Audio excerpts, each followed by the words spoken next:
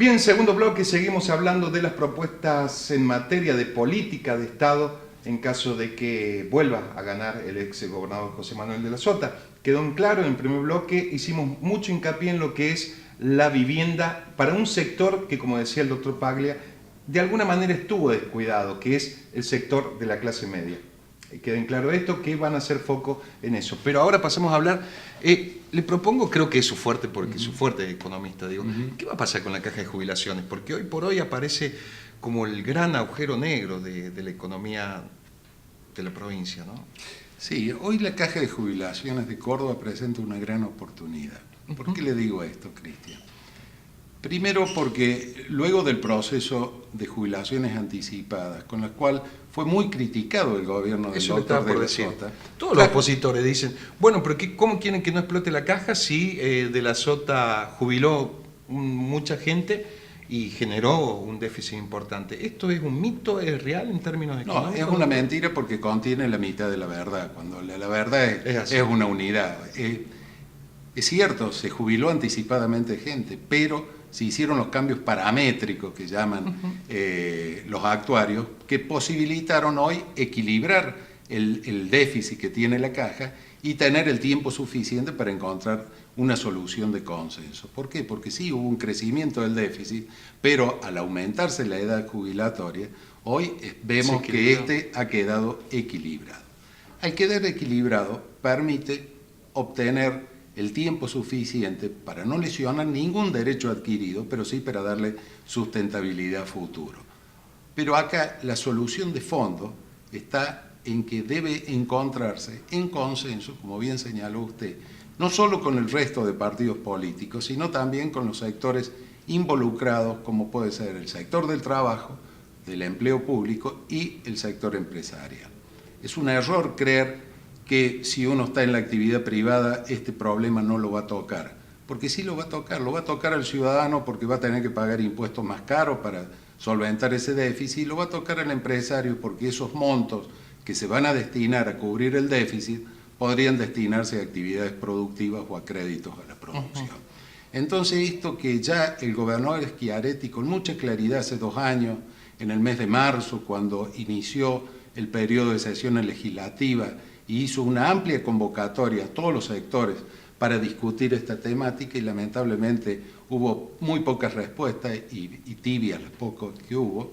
Desde el otro lado. Desde el otro lado, hoy es necesario hacerlo. ¿Por qué? Porque dicen, doctor, a lo mejor usted conoce un poco más que yo, que prácticamente los otros candidatos a gobernador, todos vienen con una ley bajo el brazo para modificar una nueva ley, ¿no? Sí, es que acá hay que ser muy cuidadoso, porque acá por ahí uno escucha algunos razonamientos en los cuales simplemente estamos midiendo esto en términos de déficit, en términos muy economicistas, y en esto hay que tener la sensibilidad suficiente para darse cuenta que acá está el problema más sensible del ser humano, que es cómo se remunera su pasividad, es decir, luego de haber hecho aportes durante toda la vida, cómo recibe una jubilación que le permita vivir pasándolo dignamente. En limpio, atrás de esos números tan fríos por ahí hay un ser humano. Hay un ser humano, cada número es un ser humano. ¿Y por qué tiene que haber un acuerdo político muy fuerte interno? Porque hay que salir a buscar acuerdos políticos con los demás gobernadores. Por ejemplo, Córdoba tiene que ir a una transición en la cual este convenio que hay con la Nación, que vence el 31 de diciembre, sea renovado y que no esté al arbitrio de determinadas situaciones políticas, sino que se transfieran los recursos automáticamente. Es difícil como la pensar eso con la coparticipación, Nación, doctor, ¿no? Que depende de la voluntad política de la Nación en función de acople político o de afinidad que tenga con el gobernador. Yo creo que más allá de cualquiera sea el resultado particular, ¿no? Sí, no, es cierto, aparte los hechos están avalando lo que usted dice, Cristian, pero yo creo que cuando el doctor de la Sota dice vamos a pelear por lo que vale la pena pelear y no pelearse por pelear, está apuntando a pelear por Córdoba, está apuntando a que él tiene un íntimo convencimiento que a partir del resultado electoral de octubre va a haber madurez política e institucional como para tener relaciones en las cuales yo no puedo pensar que adrede cualquier político disfrute de tener que privar de los recursos que le corresponden a los jubilados. Y no, es un costo político importante. Es importante. Y acá hay una distorsión muy grande que hace a la cuestión del federalismo, Cristian. Sí, acá, si usted recuerda, cuando Argentina decidió ir a un sistema mixto de capitalización y reparto, se modificó la coparticipación federal trayéndole fondos a las provincias para cubrir el bache financiero que provocaba este Capital cambio. Federal, por ejemplo, o Exacto, Buenos Aires. y que provocaba la el ley cambio. del cheque es una que Exacto. no es coparticipable, entre otras. Para el ANSES van fondos del impuesto a las ganancias, fondos del IVA, Sí. fondos del monotributo, de bienes personales, del impuesto al cheque. Discrecionalmente. Ahora volvió todo a la nación, o sea, volvió a ser un único sistema de reparto. Entonces las provincias Unitario. legítimamente están reclamando que esos recursos que se les trajeron para solventar el desfasaje del cambio de sistema jubilatorio vuelvan a En términos provincias. de historia contemporánea sería el unitarismo, ¿no? Exacto. Que está presente. ¿Qué va a pasar en la salud hoy por hoy como política de Estado? Bueno, en la salud hay dos grandes ejes. En esto está trabajando un equipo comandado por el actual director del Hospital Córdoba, el doctor Carlos Simón. Hablando de obesidad, aquí Es su especialidad. Sí. Con la ventaja de la colaboración permanente del actual ministro de Salud, el doctor Oscar González, en cuanto a la información necesaria y la discusión enriquecedora que hace a identificar los ejes, dos grandes ejes. O sea, la salud, como todo servicio, tiene una oferta y una demanda. Sí. Una demanda que requiere mayor complejidad, mayor capacitación de recursos humanos, y una oferta que tiene limitación en la cantidad de camas y en la cantidad de esos recursos. Entonces hay que lograr el óptimo necesario para que precisamente quien requiere del hospital público, quien necesita de la atención primaria, secundaria y de alta complejidad de salud, encuentre la respuesta adecuada. En ese orden se está trabajando. Ahora, ¿cómo se hace, doctor, cuando uno lee que la desinversión privada en salud cada vez es más profunda, por lo cual el Estado sanitario público se tiene que hacer cargo de todos esos que iban a un efector privado, ¿no? Sí. De la desinversión del sector. Hay comunidades que no tienen clínica privada y terminan acudiendo por un resfrío a lo mejor a un hospital de alta complejidad. Digo, es muy complejo lo que le estoy planteando, ¿se entiende? No, la desinversión del sector privado, ¿no? Que se tiene que hacer cargo el Estado. Sí. El Estado no puede rehuir a su obligación de salud como premisa, de brindar salud. Sí tiene que ir a cubrir aquellos nichos en los cuales o el sector privado no ha invertido o el sector privado lo ha abandonado. Lo que hay que crear es condiciones para que ese sector privado vuelva a encontrar incentivos a la inversión. Y volvemos a lo del primer bloque, esta necesidad de armonizar y de un acuerdo necesario e imprescindible entre lo público y lo privado. Para el caso de la salud también es aplicable.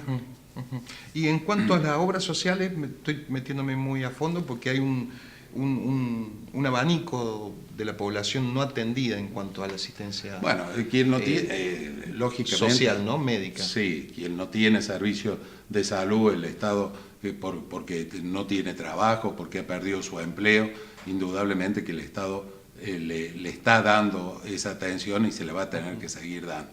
Lo que sí hay que encontrar mecanismos que permitan que no haya filtraciones en cuanto a que aquellos que deberían estar atendidos por determinada obra social terminan utilizando el hospital público. O Córdoba sufre de muchas migraciones de otras provincias. Y tiene que ver con los grandes hospitales que hay acá. Digo, porque en un momento yo me acuerdo cuando se estaba despidiendo Angelo, en un mensaje televisivo decía, le vamos a empezar a pedir colaboración a las provincias que mandan a los niños, al hospital de niños, por ejemplo, ¿no? Bueno, es que eso yo creo, por eso le decía que hay que renovar los lazos federales, y los primeros que tienen que hacerlo son los gobernadores.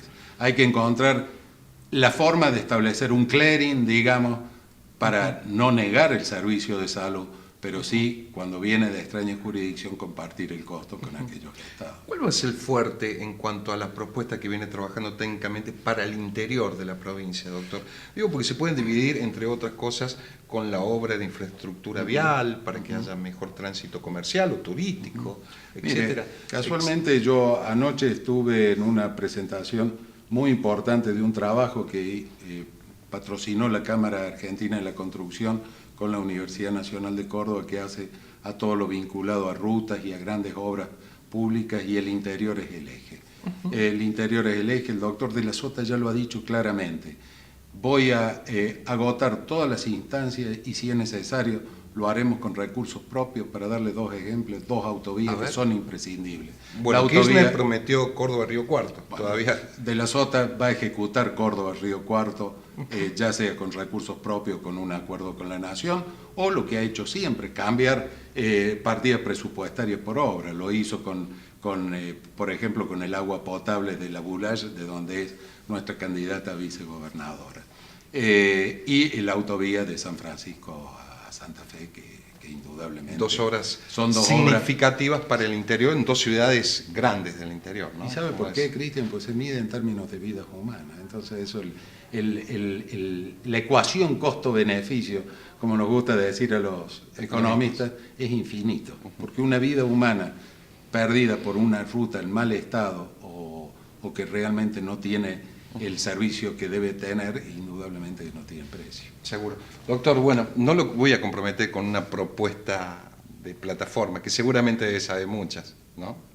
Bueno, pero tenemos un candidato que realmente las está enunciando y las está explicando y recorriendo la provincia como si fuera su primer campaña política. Yo eso realmente estoy sorprendido de ver con qué gana, con qué espíritu el doctor de la Sota está recorriendo todos los pueblos y todas las ciudades de Córdoba. Gracias por su visita, doctor. Muy gentil. Gusto, Cristian. Gracias a ustedes y el gusto de estar nuevamente con ustedes. Nos vemos la semana que viene. Gracias.